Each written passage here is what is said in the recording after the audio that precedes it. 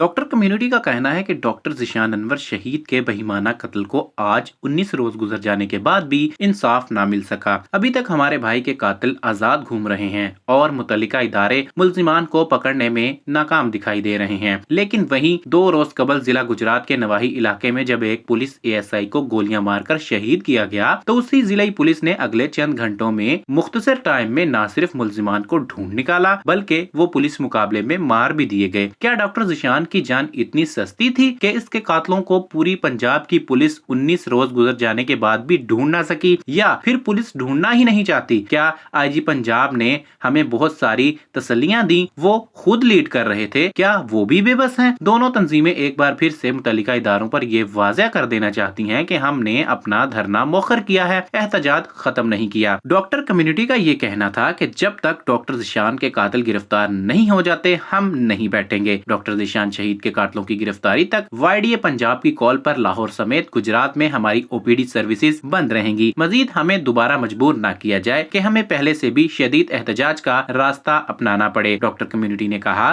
कि एक बूढ़ी नाचार माँ को उसके 4 जवान बेटे, 4 छोटे छोटे यतीम बच्चों के बाप के नाहक कत्ल के इंसाफ के हसूल तक हमारी जंग जारी रहेगी।